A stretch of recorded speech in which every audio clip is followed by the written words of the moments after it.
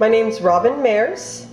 I'm a high school AVID coordinator and United States history teacher for the 11th grade at Dana Hills High School in Dana Point, California. And my best practice are portfolios.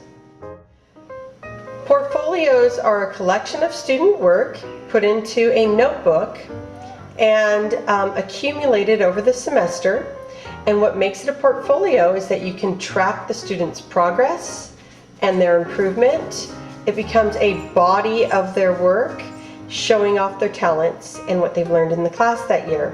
Once they accumulate the semester's work, it goes from being a notebook to being a portfolio. Let's take a look inside a portfolio. The portfolio will hold the student's class contract and their class syllabus.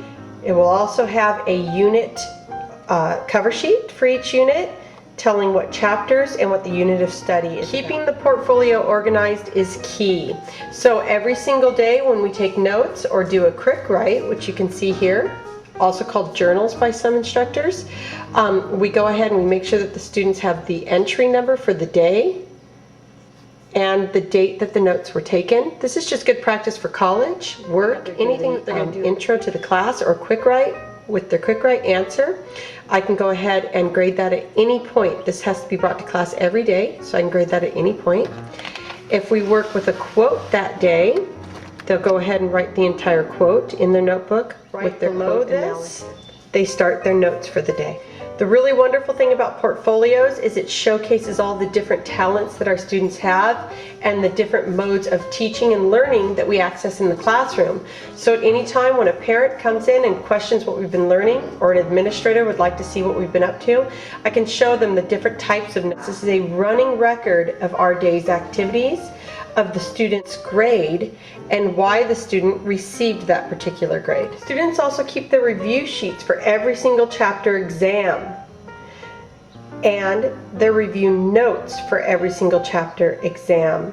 This way, at the end of the semester, when we go to take our final exam, the students have pages of notes from which to pull and pages of study guides and review sheets to pull from.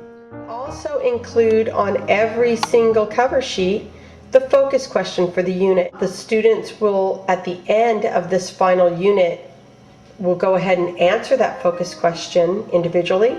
They'll share their answers as a class, and they record all of their answers in their portfolio. And that way they can see that at the beginning of a unit they may not have been able to answer that question, but at the end of the unit they can. And when they work together with their class, the feeling of success and accomplishment is so great. They really pull from each other's ideals, and they truly feel that they've learned something new, and they can really tell you what they learned. If you walk into a classroom with a portfolio like this, that's organized, with focus questions like this that are answered at the end of each unit, your students will always be able to tell a visitor or each other or you what they've been learning, how they've learned it, and whether they feel like they've been successful in that unit or not.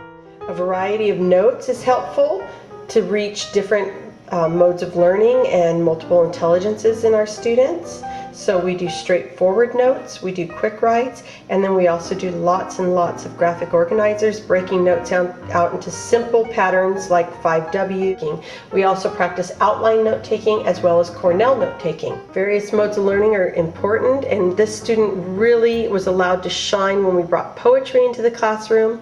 I also bring in art that they include in their portfolios.